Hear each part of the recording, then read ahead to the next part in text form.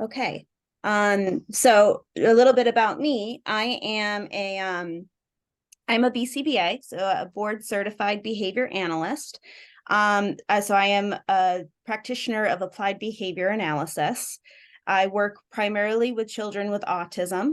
That's been my background for the past 11 years or so, working in the human service field with a wide population of people with disabilities.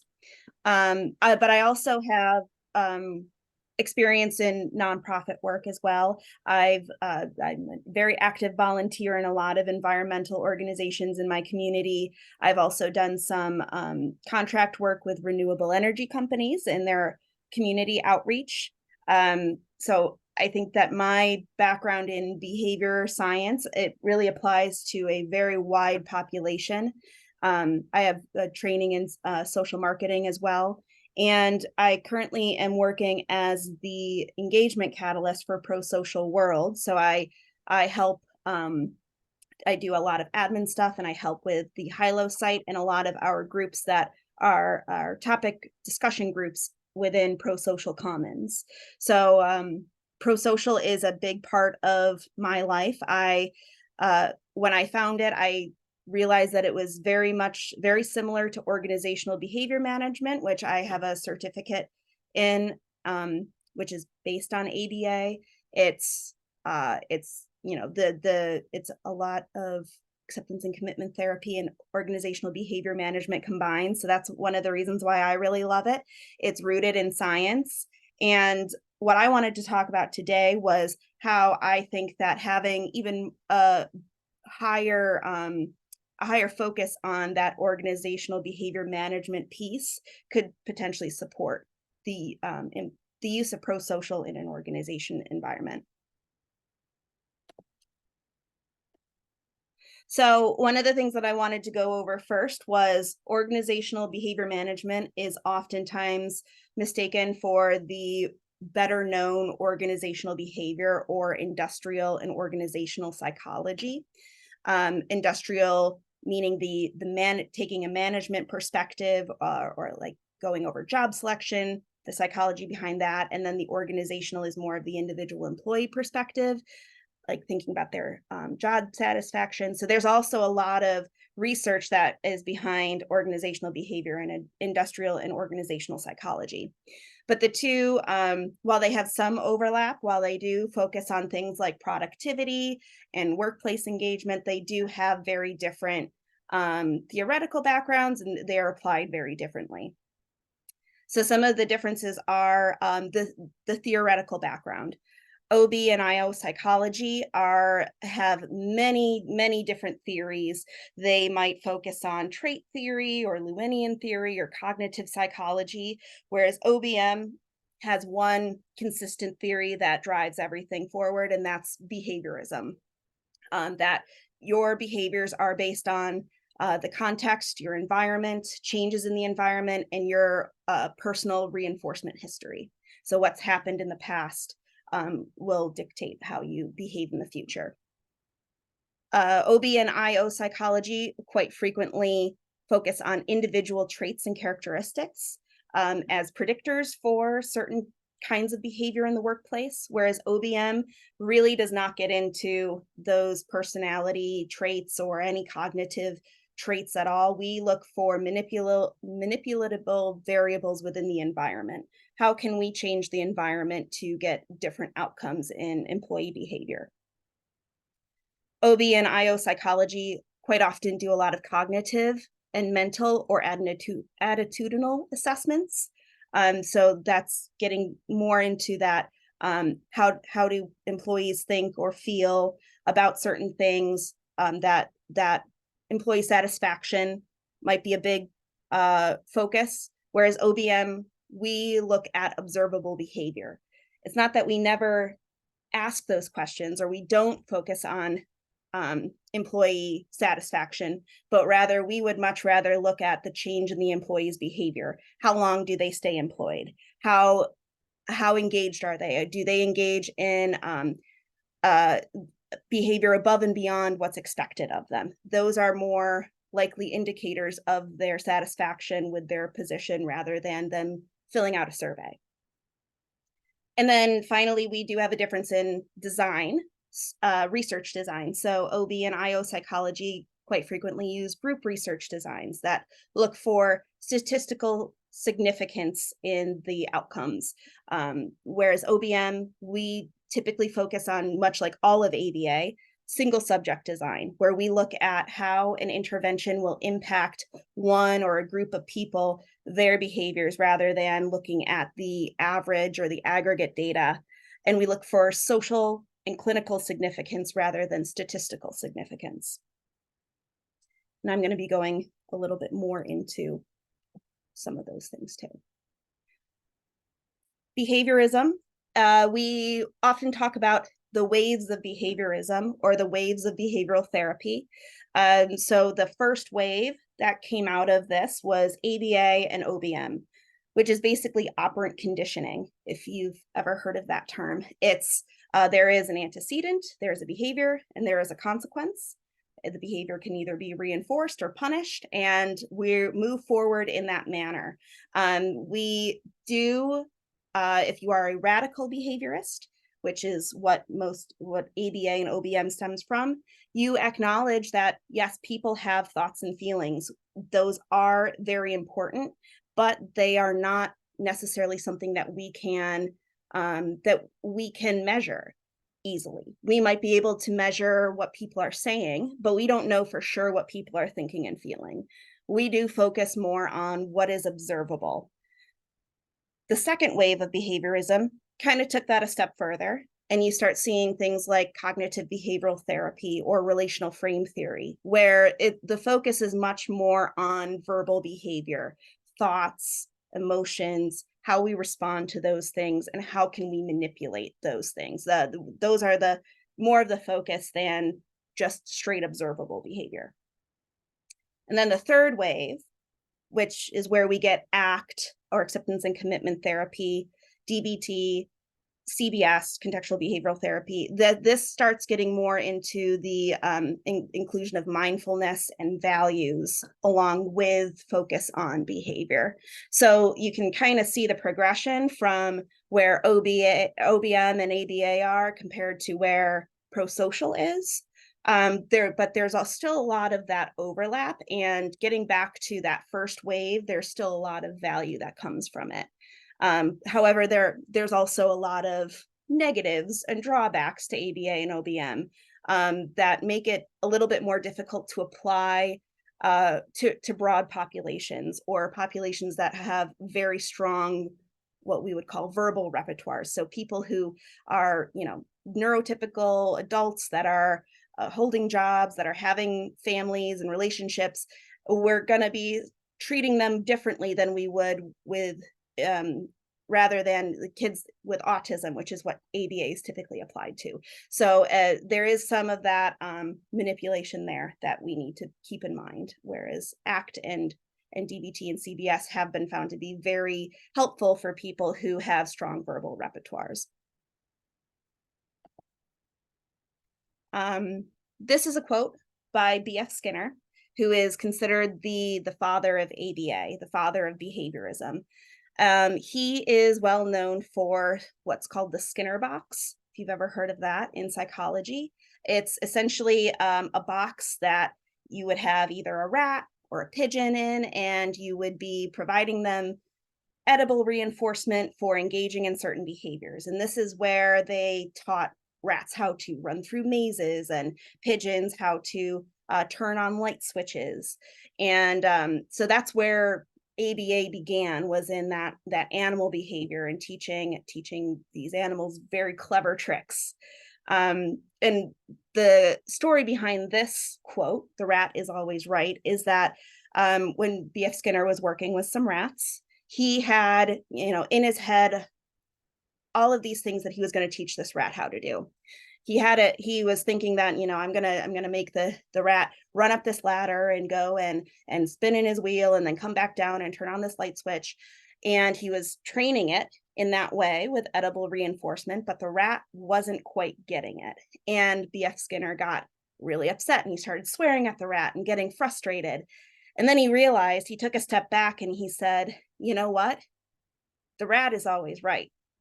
It's not that the rat's going to be a rat. He's going to engage in behavior that's most adaptive for him and what he's learned to engage in. Me as the experimenter, it's actually up to me to be able to manipulate the environment in order for the rat to engage in the behavior that I want to see. So that's kind of the perspective that behaviorists take, whether it's a child misbehaving in class or an employee that's not being as productive as you think that they should be. It's not that individual's fault. It's that the environment is not set up to evoke the kind of behavior that the people in control of the environment, whether it's the teacher or the supervisor, would like to see. So if you're not seeing the outcomes that you want, it's not that that child is bad or the employee is bad. There might be some contingencies out there that you're not able to control, but really you need to look at the environment that you're creating. And I really like that mentality. I think that it makes it, despite what a lot of people might think, that behaviorists are controlling and manipulative. I think that it has a very compassionate outlook, that it's, people really are the product of their environment. And if you want to see change, it's up to the people who are in control of the environment to do the changing.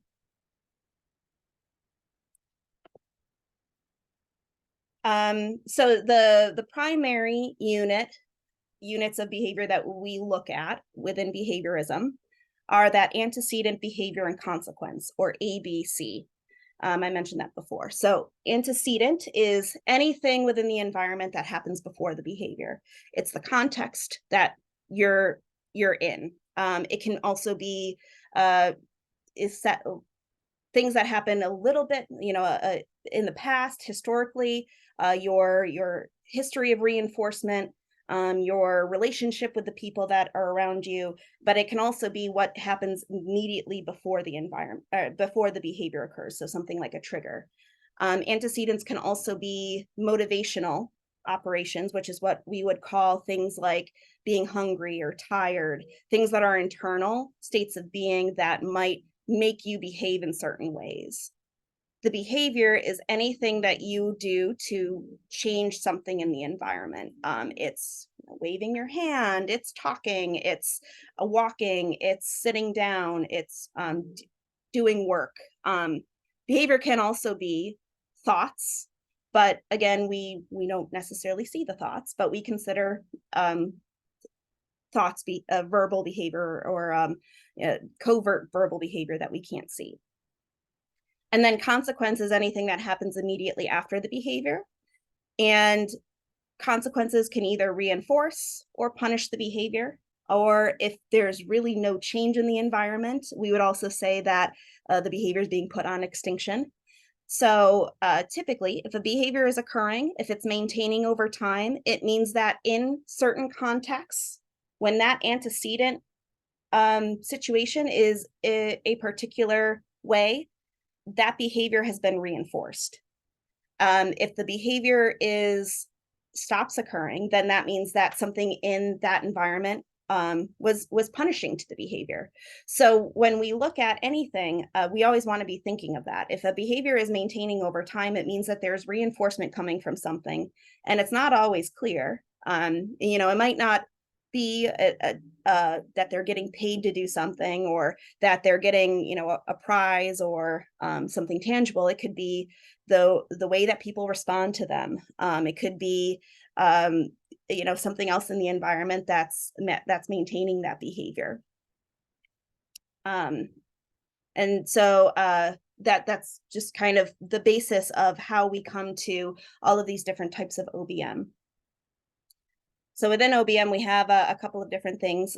Performance management would be one category of organizational behavior management that comes out, and that applies to behavioral principles to manage the performance of employees. This is kind of a hot topic and used to be essentially what all of OBM was focused on. It is kind of its own field in a way, and it's really just focusing on improving the employee's performance on certain tasks. Behavioral systems analysis refers to the analysis and modification of organizational processes to benefit the organization. So it focuses not only on individual behavior, but also on groups of workers and how they complete interdependent tasks that lead to products or services from the organization. A lot of times, performance management is included within behavioral systems uh, analysis, because we also want to make sure that the employees are operating in a way that is consistent with the system. Really, behavioral systems analysis kind of looks at employees as cogs in an overall mechanical system. So as long as everybody's doing everything that they're supposed to, how do the processes flow forward? So that's a lot of, make sure that everybody knows what they're supposed to do, specifying performance requirements, stating, the communications that need to be occurring between teams, and so on and so forth.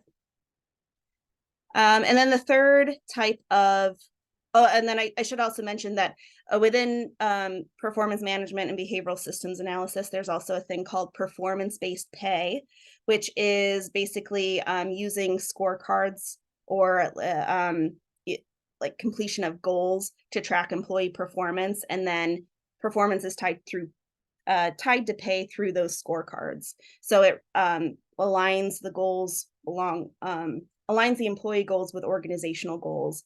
Typically, there is some sort of base pay, and then anything that the employee completes that is in line with organizational goals will be added to their pay.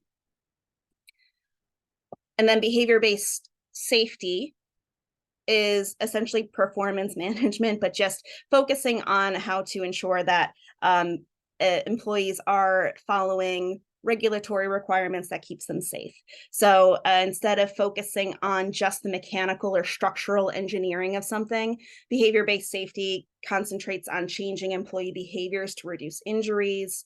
They focus on reducing hazards, risks, and incidents by observing how people are behaving in the environment and why accidents occur, and then set up some sort of monitoring system and reinforcement system to ensure that people are starting to engage in things that are more safe, and that that's how they proceed with their training as well. All of these follow the same kind of strategies that I'm about to go over, and that starts with identifying the behavior or pinpointing. Pinpointing means that you are focusing on a behavior, employee behavior, rather than outcomes or results.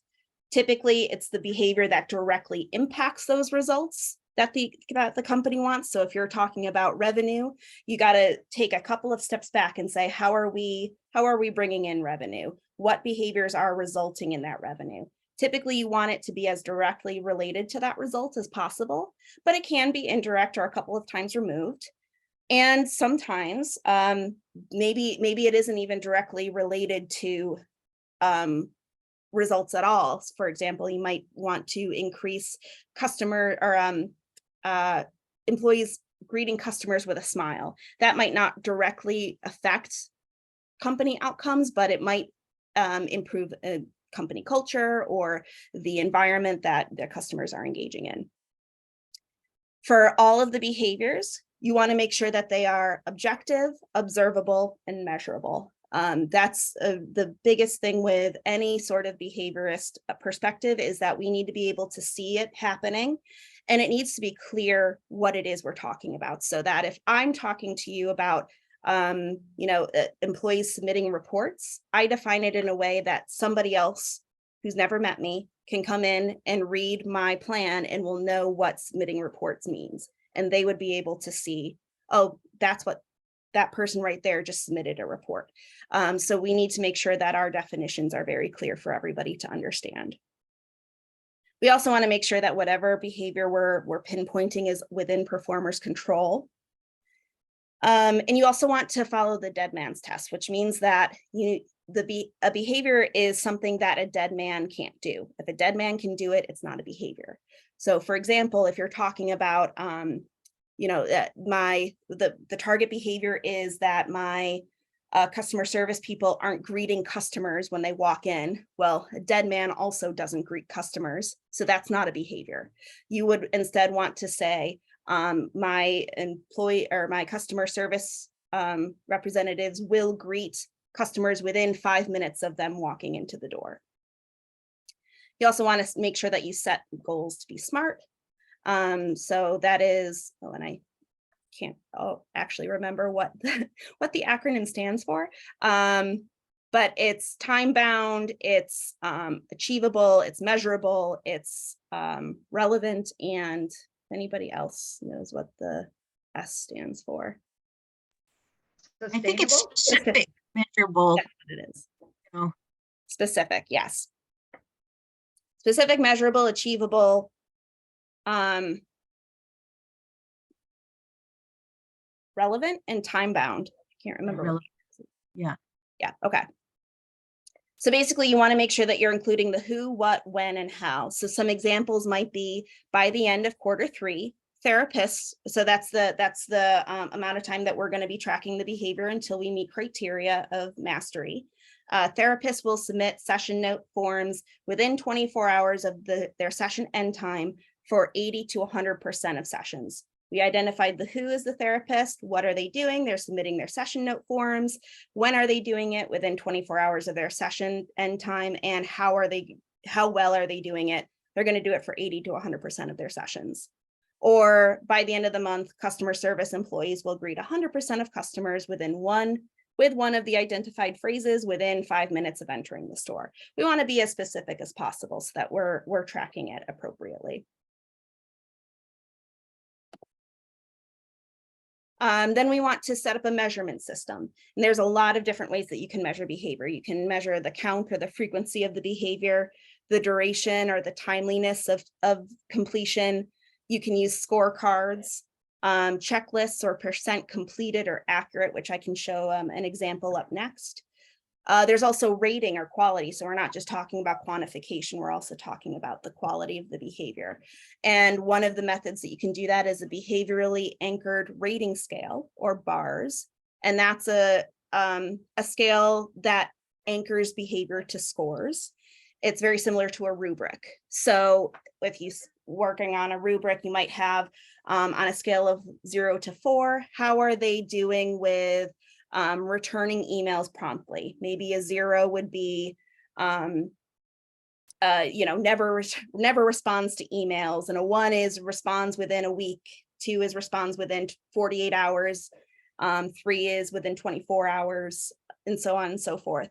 And you can use this to break down larger behaviors. For example, maybe you're focusing on what are good management qualities, what are behaviors that make a good manager, and you can break that down into smaller behaviors that are very discrete and that you can rate. And then you're able to provide an overall aggregate score for that person on how they're doing across a number of different behaviors. And you can also use behavioral artifacts. Behavioral artifacts means that that's the result of the behavior. It's something that is tangible, that is left after you complete the behaviors. That might be a report. It might be, if it's keeping your area clean or cleaning the room at the end of the day, it's a clean room. So you don't have to directly observe the behavior. You can observe the results of the behavior. This is an example of a behavior broken down into a task analysis. A task analysis means that you break it down into very discrete components and you chain those components together to create that longer behavior. And this is putting gloves on. So it's a very simple behavior that we broke down into 7 steps. And so this might be a way that you can measure whether or not this person is putting their gloves on correctly. Task analyses can also act as a prompt if you want to give them a checklist that people can use to review and make sure that they can self check off what they're doing, or it can be observed by a manager. And then, at the end, then you would be able to grade them by the percent correct.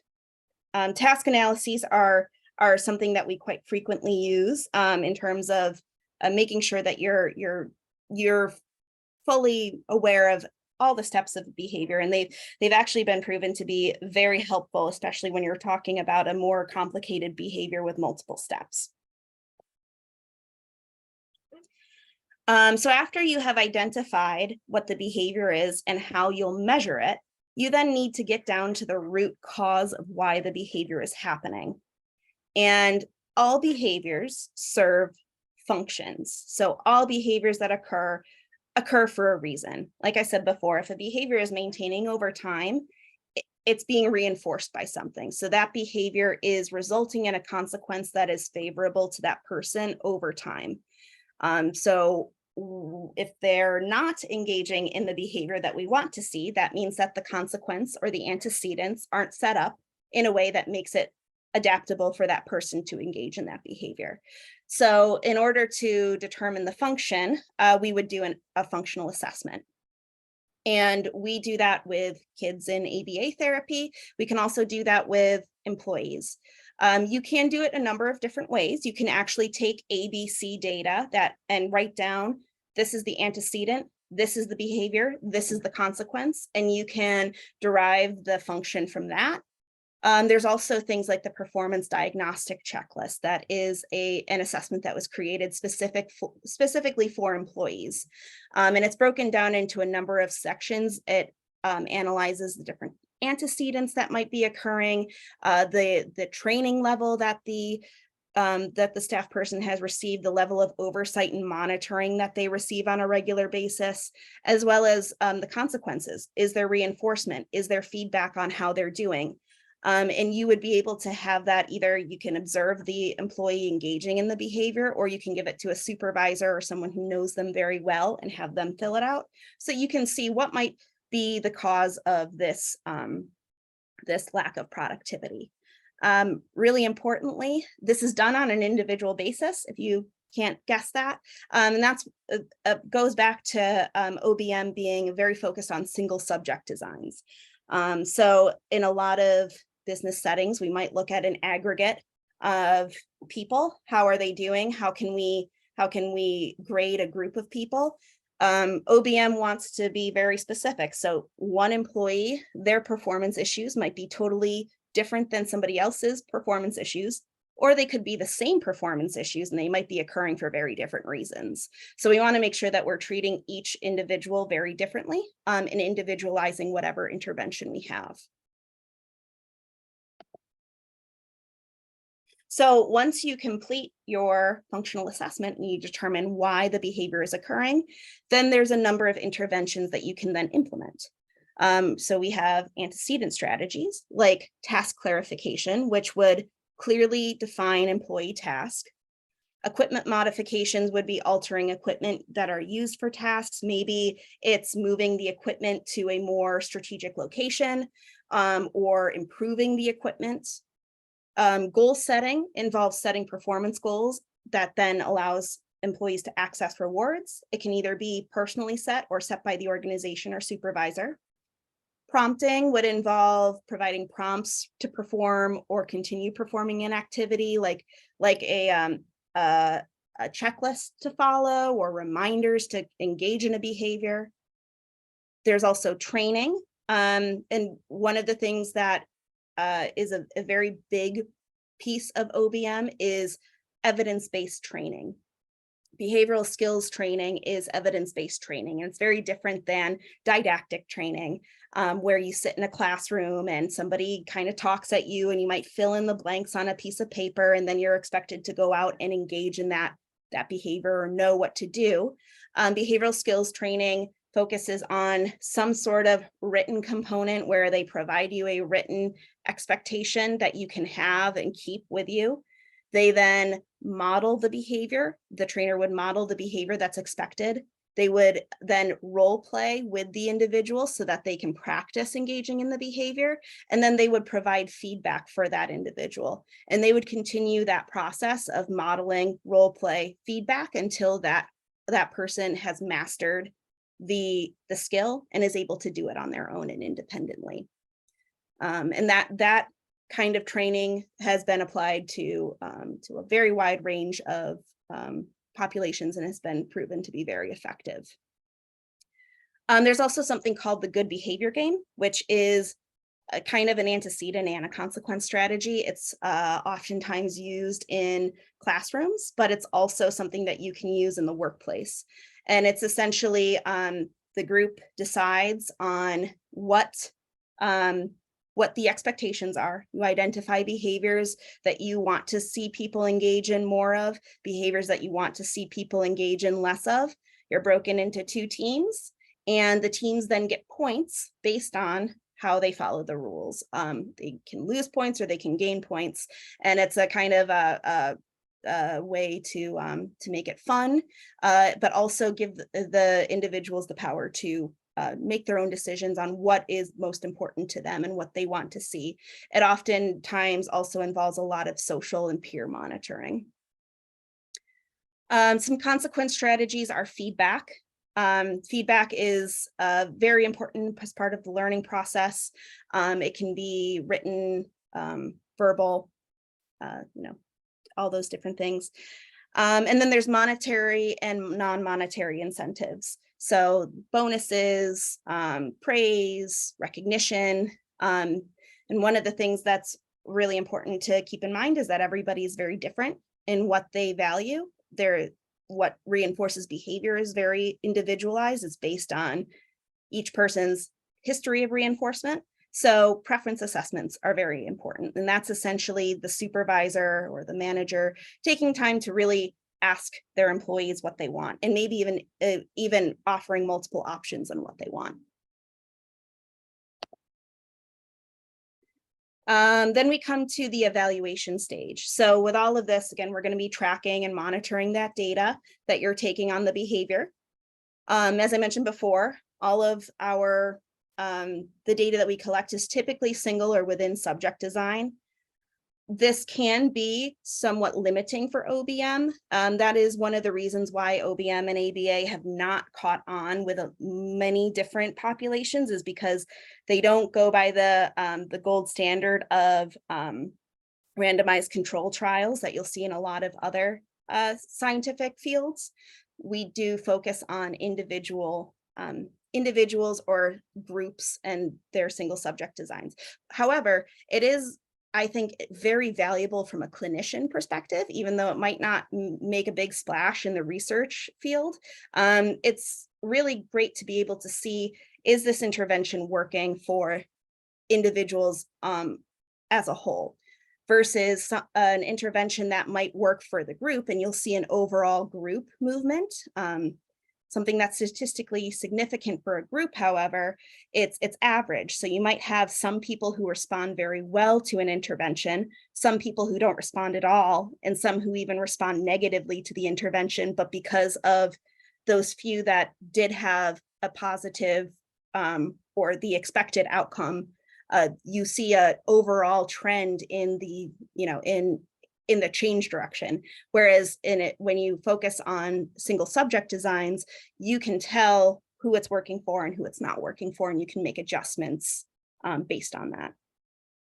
We also want to look for clinical and social significance, like I mentioned before. So statistical significance, while it is valid in a research setting, it can be manipulated. It can be manipulated by dropping certain people from inclusion in your design. There's statistical tests that you can use to make something that was not statistically significant with one test. It can become statistically significant in another test, or if you add in certain variables. Clinical and social significance means that you need to be able to see it. Everybody around you, the person who's receiving the intervention, your boss, people looking at the graphs, they need to be able to see that there's a clear change. And while there has been somewhat of a shift in the field to start using more statistical analyses, this is really what practitioners are using on the ground. We do also test for social validity, so making sure that that the people who are having the intervention done to them and the people that are doing the intervention, that it's appropriate, that it's appreciated, that they find it worthwhile. We don't want to be delivering anything that's aversive to employees, and we also want to make sure that it's actually worth the time and effort of implementing it.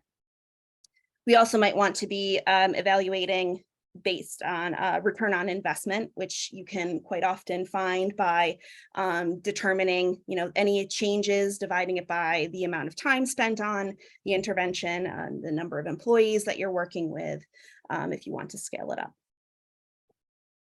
And then this would be a sample graph for a single subject design. So you can see that you're working on one individual, or this might be one team, their output, what they look like in baseline, when the first intervention is implemented, and then once the second intervention is implemented. Typically, like, this is not showing true functional relationships. There would be additional phases that you'd want to include to make sure that you prove that it's actually those interventions that are causing the change. But this is in general what those graphs might look like. And then maintenance. So maintenance is always really important. You want to make sure that these changes are actually adopted into organizational culture. And part of an appropriate intervention is you are designing for that maintenance and the generalization. So you want to make sure that there's going to be ongoing organizational and social monitoring and reinforcement of the behavior. Maybe you move to more peer monitoring and reinforcement rather than it being driven from top down. You also want to make sure that you're developing fluency in whatever, if you're teaching new skills, and fluency means that you not only master the skill, but you can do it within a certain period of time. So you can do it thoughtlessly, you can do it almost like a habit, and training should get you to fluency. These interventions should get people to fluency or have some sort of backup explanation, like a checklist that can help them do it if it's too long of a behavior to memorize, or they don't engage in it enough to truly become fluent. And then you'll also want to make sure that you're generalizing across contexts. So even when you're training or when you're providing reinforcement, you don't want to just be focusing on one situation. You want to be focusing on as many situations as are applicable to that employee. Make sure that they're able to navigate different situations. If they're supposed to be, working in a restaurant during the week, and that's where you're training them, but then the weekend comes and it's much busier, then you're not appropriately training them for all the context. So you want to make sure that you're focusing on being able to generalize across everything that they might come into. So that is the basics of OBM. And I wanted to then go into talking about how OBM can benefit ProSocial by having more of that behavioral mindset when you're talking about these concepts. And there's 4 CDPs that I think that OBM is most relevant for. And that would be CDP 1, shared identity and purpose, CDP 2, equitable distribution of contributions and benefits, CDP 4, monitoring of agreed behaviors or transparency, and CDP 5, graduated responding to helpful and unhelpful behaviors or feedback. So for shared purpose and identity, one of the biggest things that OBM can help with is making clear expectations and roles. That is kind of the number one thing, is that everybody needs to know what you're supposed to do, why we're here, what we're working towards. And it can really help define values-based committed action. So when you're talking about the ACT matrix, you have your values, but then you have the committed action that goes along with those values. How are you working to align yourself with those values? And OBM can help you define those behaviors and also make sure that they're keeping it functional rather than topographical. So topography is what the behavior looks like. The function is the purpose of the behavior or what the behavior is doing to produce. So one of the ways that you can think about that is, you can, if you are greeting someone, 2 people can say the exact same thing, but how they do it or the purpose and the intention of doing it can really create very different feelings. Or you can also think of different ways of, well, I guess going back to the greeting. So you can say that, two people say hello, that's the same topography. The same function would be, hey, how are you? It's nice to see you. How are you today? So if you're focusing more on the function, it's greeting someone or creating a warm environment. You can actually have different behaviors occurring, but that are serving that same function rather than focusing just on topography of the behavior.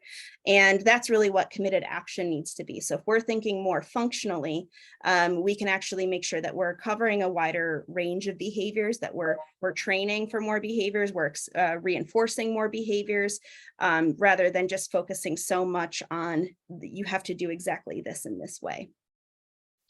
There's another thing called values congruence, which is something that's sort of new in the OBM field that they're starting to investigate. And that's essentially the degree to which a person's and the organization's values agree.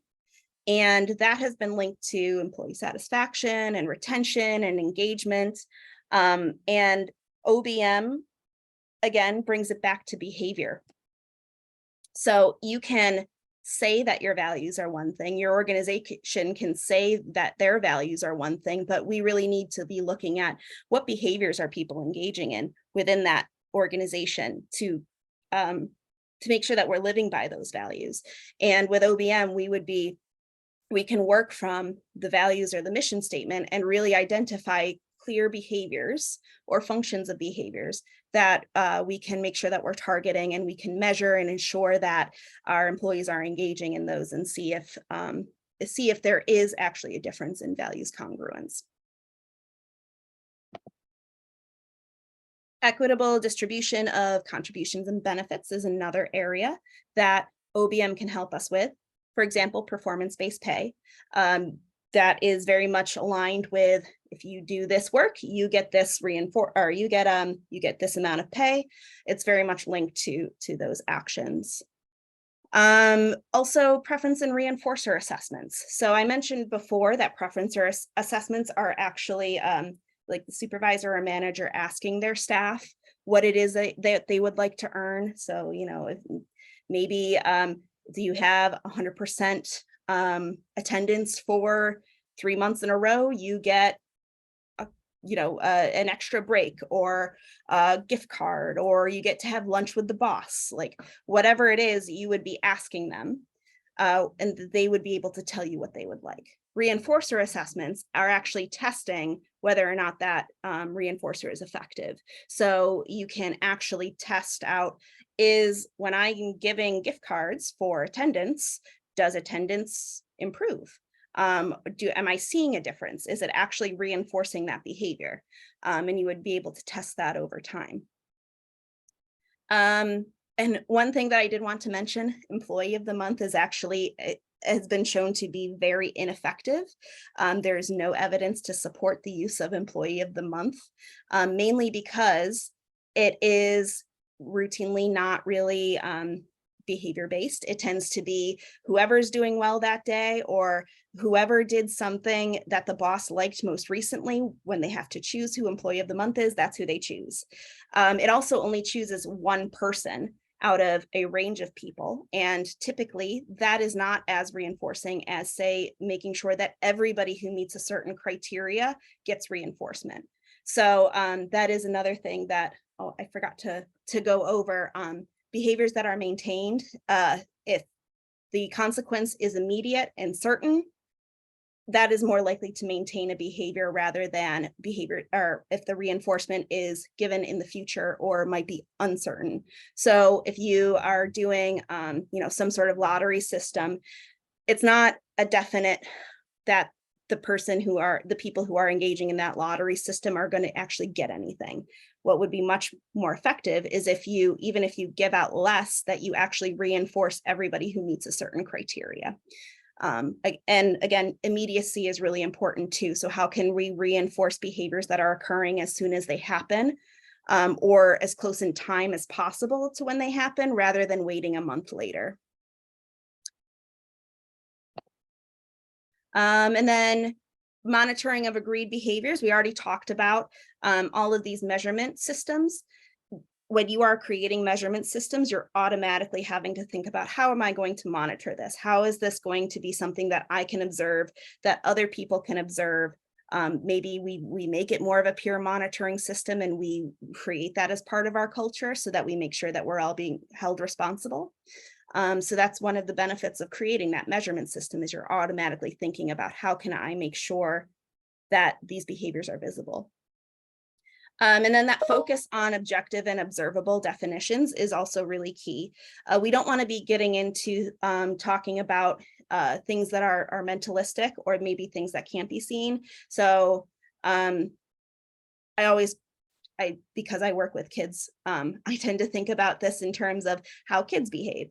But if a kid is having a meltdown, that doesn't tell me really what it looks like. I have no idea what a meltdown looks like. So instead, having a very specific definition, that's, they throw their pencil case across the room and then they flop on the ground and they start crying, that tells me what is actually happening. So we want to be thinking in ways that make it very clear to others what to expect and what the behavior is. And then finally, the graduated responding to helpful and unhelpful behaviors or feedback. So reinforcement and punishment is very critical to OBM and any behaviorist perspective. We always want to be thinking about the consequences or lack of consequences for certain behaviors. If there isn't reinforcement and it's not super clear, then more than likely that behavior is not going to continue. So we want to make sure that we're always thinking about, how are we going to be continuing to maintain these behaviors over time? Preference assessments, again, are really important to make sure that we're choosing the right kinds of responding. And behaviors that are, we want to make sure that, again, we're clearly defining behaviors either topographically or functionally. And then we also want to use evidence-based feedback approaches. OBM does a lot of research into what is the most effective way to provide feedback. Fun fact, the sandwich method is not at all effective. And a sandwich method is, you provide a positive, a compliment, and you put the criticism or the negative feedback in the middle, and then you sandwich it in between another compliment. So it feels nice to be able to say, oh my God, you are, you work so hard. When you're here, you do a great job, but you're not here very often. Your attendance is kind of a problem. But if you just showed up, you would be an amazing employee. That right there was a lot easier for me to probably deliver to somebody, but it's not very effective in getting the point across. They found that separating praise from that critical feedback is really important to make sure that you drive the point home. If you're going to give critical feedback, just give the critical feedback. It's also really important to make sure when you're giving it. So they found that giving praise right away is very effective for most people. Other people might want it a little bit delayed, if especially if they're shy and they don't like to be given feedback in front of other people, or if it makes them it distracts them if you're giving them praise in the moment. There's also evidence to show that depending on the type of person, giving critical feedback immediately after something happens is effective, or some other people like it and do better when you give critical feedback immediately before the next opportunity that they have to engage in that behavior. So there's a lot of different things that you can take into account when you're trying to respond to behaviors and try to see that improvement. And that's the end of my spiel. So yeah, I would love to hear what you guys think, if any of these strategies sound familiar, if you can kind of see like how this might be included in some of the pro-social work that you're doing. I think that was really interesting. This is Kathy from Schwartel, and I'm a member of Conscious Capitalism. We do a training at our place that fits in exactly with what you're suggesting as far as observable and what we do is training around systems issues versus values issues. And we have corporate values that everyone has agreed to that speak to how we, meet any agreements that we've made, communicate broken agreements at the first opportunity, treat each other respectfully, etc.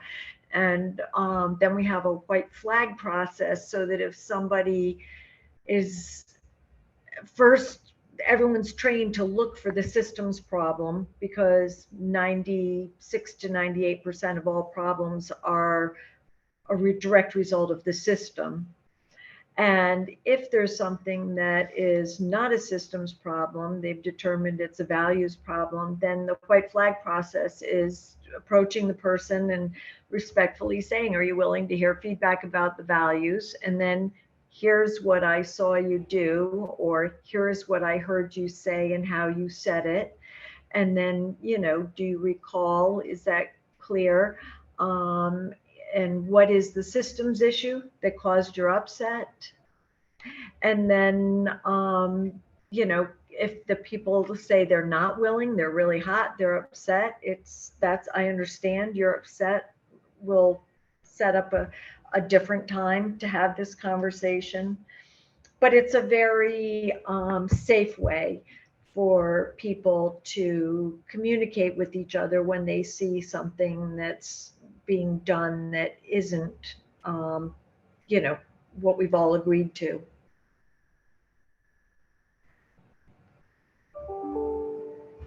Yeah, I'm glad you also mentioned just making it safe, because I think that is The biggest part. That's the biggest part of providing any sort of feedback, is that it needs to be seen as something safe to do. And I think any opportunity that you have to ensure that is it's not a direct attack on somebody is great. Some other ways to do that is to make sure that you're monitoring frequently and providing feedback frequently. So it's not Right. like it's happening once in a while, that it's just part of the company culture. So, and the fact that you have kind of a standardized way of doing it too is great. So everybody knows what to expect. Yeah, and I encourage them to white flag me. It's just feedback. It's not criticism, it's feedback and a conversation. Mm-hmm.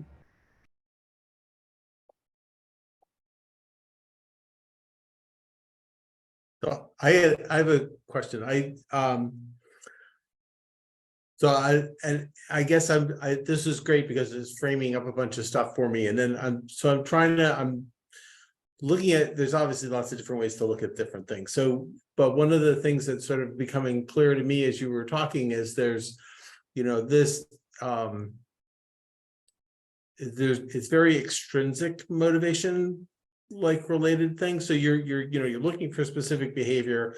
You've decided, what behaviors you're looking for. You're looking for those behaviors when they happen. There's consequences for them, either good, plus or minus.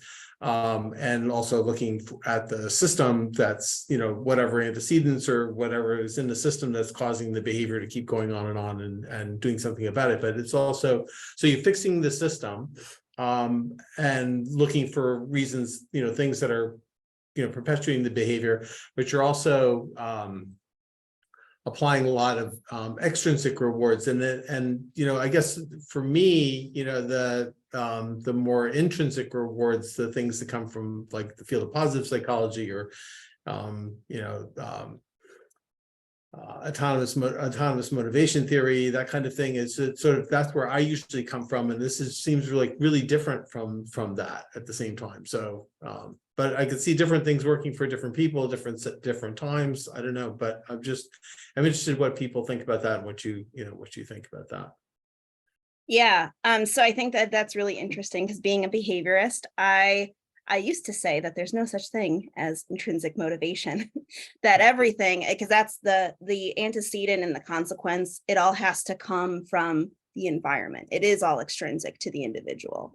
And I think what we would say is that it's not all necessarily tangible reinforcement. There's a lot of social reinforcement. And again, this is this is definitely a diversion from, I would say, what ACT tells you, that being in line with your values is very intrinsically motivating. So there is a big divergence there. One of the things that a behaviorist would say in terms of reinforcement is that it doesn't always have to be occurring after every single behavior. A lot of behaviors are what we would call rule governed. So in the past, as you were a child, maybe you did get a lot of extrinsic reinforcement, very direct reinforcement for certain behaviors. And over time, those behaviors became just part of who you were. They became rule governed. So it doesn't need to be reinforced every single time. And you can actually go very long times without getting that external reinforcement or very minor social praise. But there is always some sort of environmental change that is related in some way to what you find to be reinforcing. So I think that that's kind of where you want to be thinking from a behaviorist perspective. I don't want to say that it's 100% correct, because I think that is a big failing. And that's one of the reasons why, again, the APA and OBM, there's a lot of negative attention around it, especially because we want to be developing that kind of intrinsic motivation. In ABA, we would be saying that we're generalizing it, we're maintaining the behavior to be reinforced by naturally occurring reinforcement. Yeah. Well, you do have that sort of thing too in a company. You've got a brand new employee, they have no idea what they're doing. Like, I'm a brand new guy, I don't know the thing at all. So if you clearly can tell me exactly what it is you need me to do, and exactly what expectations are and everything, then that's, fabulous. And then when I, screw up, tell me right away. When I do it right, tell me right away. That's really useful when I'm starting, but then over time, like there's, people in an organization that just do fabulously well. They know what they're doing, and they're internally motivated to just do a fabulous job. They love their thing. And you don't need to, or, it actually, like, constantly praising them for that would just seem like crazy. And they'd probably be like, what are you doing? But, for a different person who's just starting off, it's a different thing. So, maybe the thing shifts a little bit over time, depending on the person and the level of their ability in the job and what they're doing and that sort of thing. Yeah. And one other thing that I just want to mention is if you get into it, you get into different schedules of reinforcement. So the length of time or the infrequency of reinforcement and how that occurs and how it can maintain behaviors. Behaviors that are very ingrained tend to have very long durations of time where reinforcement doesn't have to be given, but it still maintains. So what I would say is that those people who are intrinsically motivated to do very well, that might be very true for a long time, but how long do they need to go without being shown appreciation before they start getting fed up? Little tiny things can be considered something that we would want to be introducing into the system. Yeah. And I think there in that instance, or I think it's better if it's more random. Just like, oh, hey, thanks for doing that, thing yesterday. I really appreciate it, or whatever. And, they do it a lot anyway, but I just, whatever, say something in a particular time, or thank you for just being an outstanding, person doing this sort of thing all the time or something. Yeah, and actually random reinforcement is considered to be, it's kind of like gambling. You never know. Exactly. If you give the rat a pellet every time it pushes the lever, that gets pretty boring pretty fast. Yes. But if it's a little bit random, then it's like, oh, maybe will I get one this time if I hit the lever, right? So it makes it much more exciting. Works with everything but cocaine, so you just have to make sure that it's pellets and not drugs. I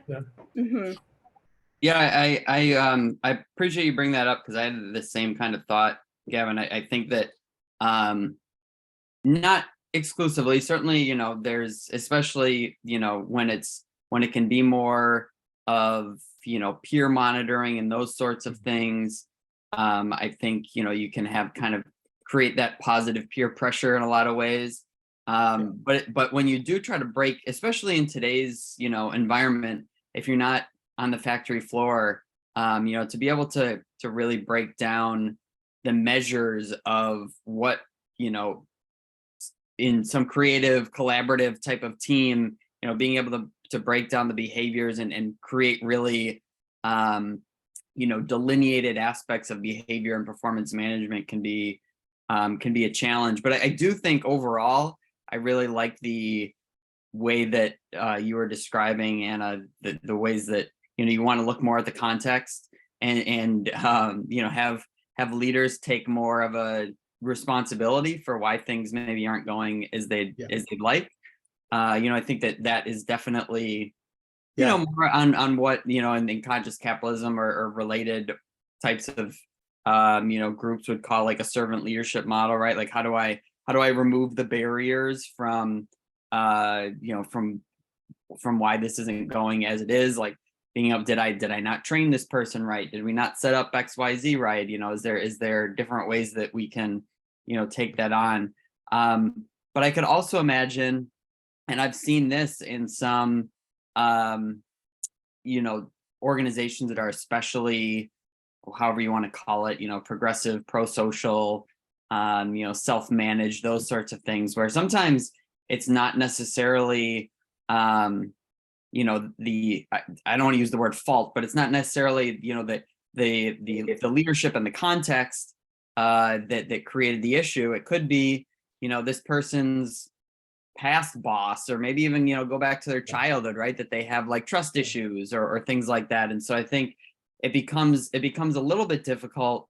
You certainly want to be the type of leader that understands those sorts of things and helps people work through those sorts of things, but at the same time not every leader or organization is going to sign up to be kind of the psychologist or psychiatrist for someone who has that kind of issue. So I think there's always a balance. I mean, when I try to push people towards thinking more about context and not kind of blaming individuals or saying that person just doesn't want to work hard or whatever, those sorts of blaming sorts of things, trying to get people to look at context, but figuring out the right way to balance that, that there is some level of responsibility, and also just back to the kind of ways that we can create intrinsic motivation, because there's all kinds of research on when you introduce extrinsic motivators into an intrinsic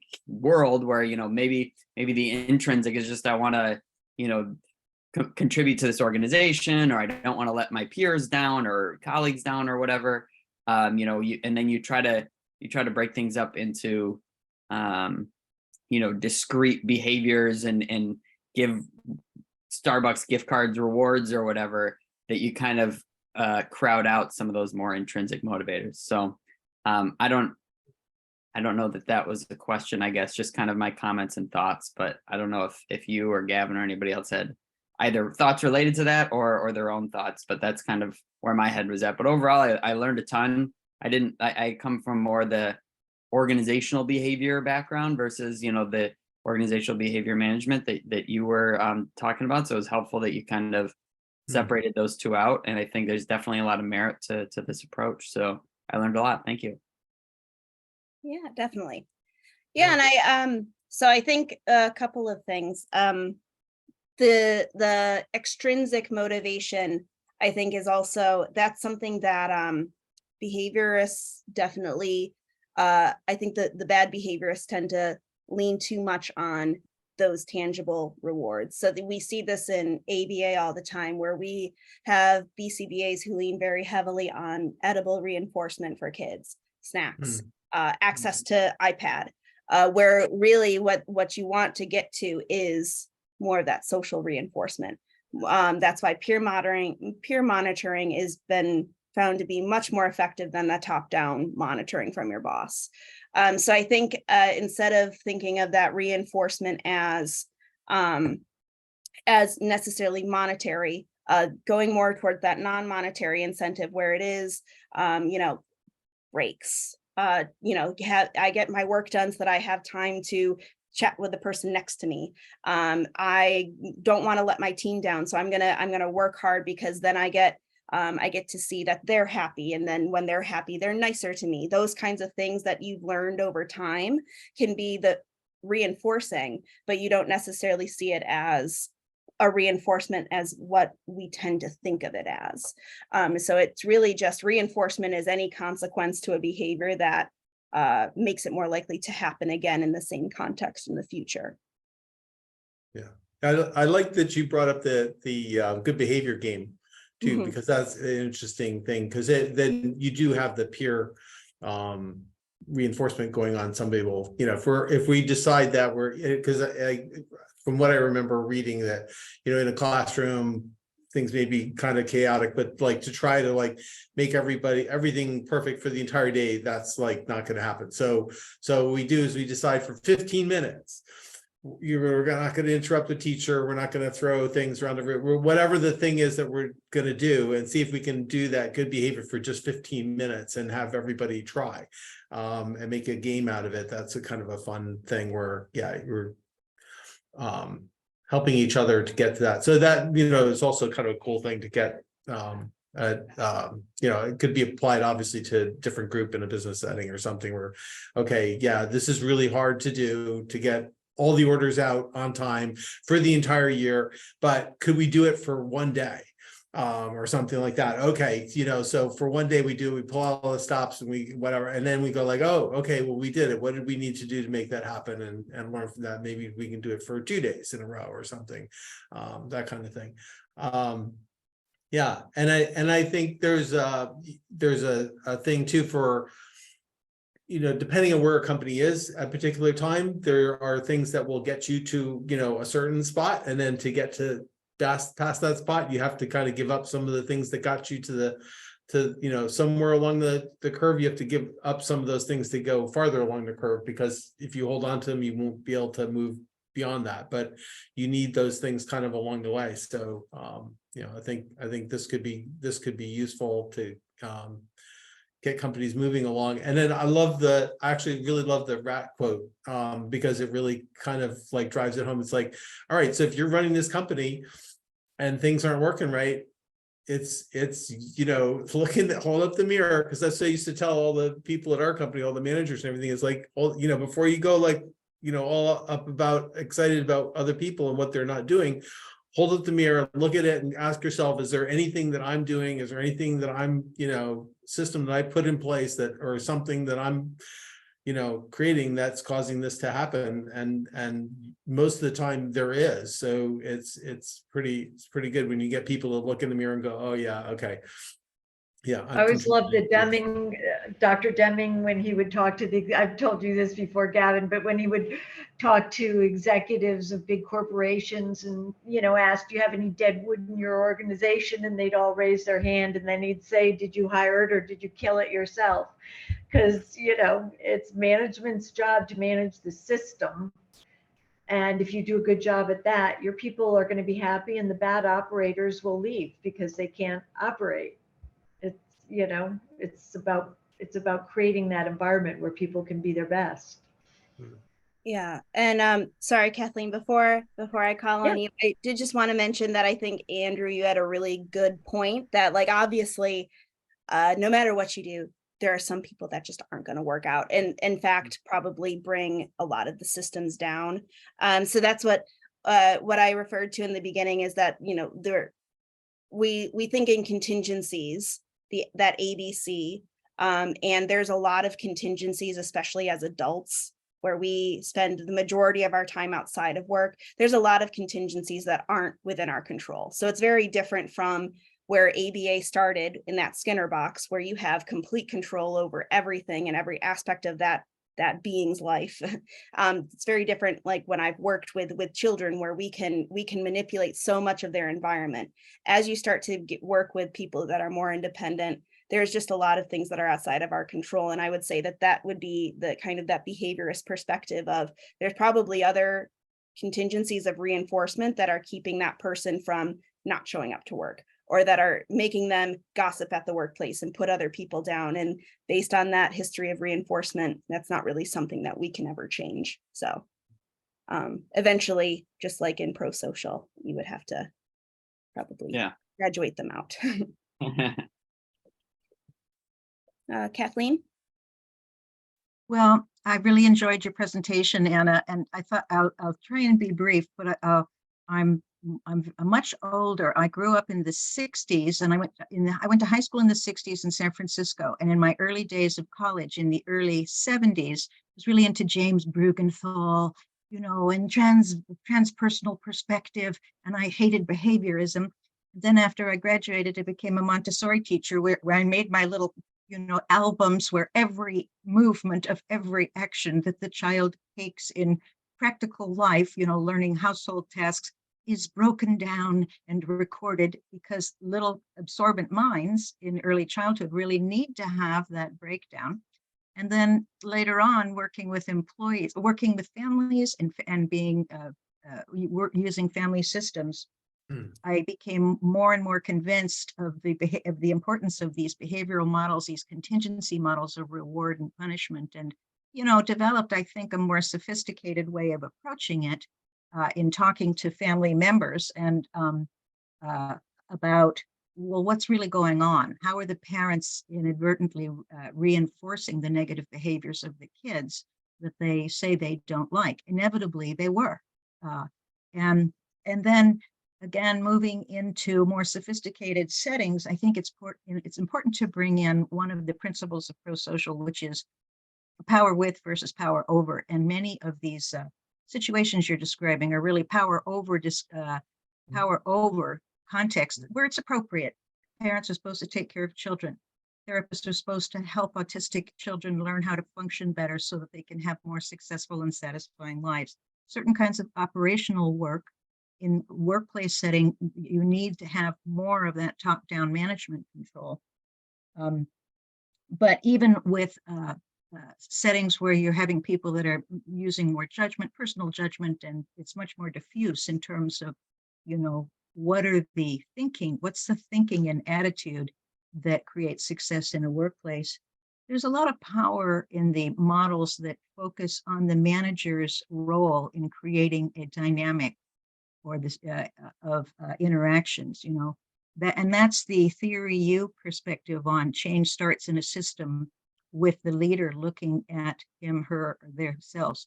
How are they affecting the system, and what do they need to choose? What do they need to change to create the changes in the system? And that actually is a really basic concept in family systems therapy, is that if you can change one part of it, the whole system will change. And in a workplace, each person, either the employee or the manager, it starts with that person making a decision to change. So, and that's where the top-down, bottom-up thing comes into place, because people have to be intrinsically motivated to personally change. So the values and other aspects of the workplace that draw on people's intrinsic motivation to make those changes is helpful, not just the external rewards. Okay, well, I actually have to go because I've got a bunch of stuff to do. So is this, I guess we're wrapping up. I've really enjoyed it, but I'm gonna, again, stop my video, and I might have to leave early if it goes past the 30 past. Yeah, thanks, Kathleen. David? Yeah, so real quick. So right on that point that Kathleen was making, I just have a question, just out of curiosity. How often in this process are employees involved in crafting the behaviors and the incentives? And is that a common thing, or is it always top down? Or most of this sounds very much top down. But I suspect that in crafting a good incentive program, or whatever, incentive for good behavior program, it's valuable to have input from the line employees. So I just wonder if that happens often. Yeah, so I think that typically the way that OBM is delivered is through consultants. There aren't many organizations that use OBM unless they're an ABA organization that's driven by BCBAs that might use it a bit more. So in a lot of ways, it's dependent on how they interact. They're able to interact with employees, but it is incredibly important, like I said, to individualize everything and having those preference assessments and asking instead of just delivering. That's really, really important. And I think even to the point of when you're breaking down a behavior to figure out how it can be done, if you look at it functionally, meaning like, hey, you need to complete this report versus topographically, which is like explaining each and every detail of how to do it versus letting them do it and just focusing on the outcome. I think that it really involves you having, it's definitely really key to observe and work with the employees because, and I think that that's a really big thing in Lean and Six Sigma is doing that walkthrough and being able to see everything. You're not going to, if you never worked on a factory floor, you can't write a good task analysis on how to do something. So I think that a lot of it is, it really needs to be very inclusive of the person receiving the intervention. Thanks. That answers that. Yeah. Thanks. And great presentation. Thank I you. learned a lot. A lot of it was not stuff that I'm deeply familiar with. Yes. That's really good. Thanks so much. Yeah. Thank you. Thank you. Yeah. Thanks for letting me geek out a little bit. This is No, yeah, it's fabulous. Yeah, no, definitely learned a lot. That's really good. Thank you, Anna. Yeah, this was great, Anna. And I think I saw your email, Gavin, that you basically, we're struggling to find anybody that could present coming up.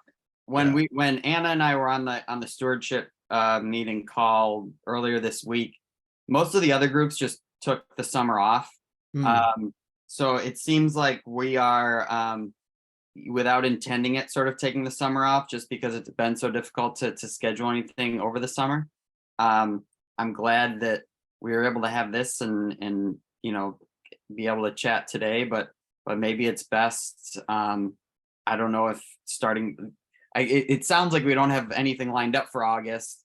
I know that Noel wasn't going to be ready until September at the earliest. It sounded like you had some others, so maybe it's just worth starting to schedule for September so that we can have 2 or 3 on the calendar so that we're not scrambling at the last minute and we can hopefully kind of build up momentum from there if that works. Yeah, that sounds really good. I agree. Yeah, I can reach out to the people I reached out to and just talk about dates in September. They were, I had people who were interested, but they were like, oh, I can't do it now. So Yeah. that kind of thing. And I think also, as you can see, like not many people are showing up too. So I think the weather's too nice. So I definitely agree. And Dave Nash that I introduced you guys to, he's hoping to make that into maybe a 2-part seminar series. Okay. So Cool. I think that will be helpful for the fall. Yeah, that's great. That sounds great. I'll look forward to it, and I guess enjoy the rest of your summer then, and we'll see you soon. Yeah. Great. Thanks, everybody. Thanks. Thank you.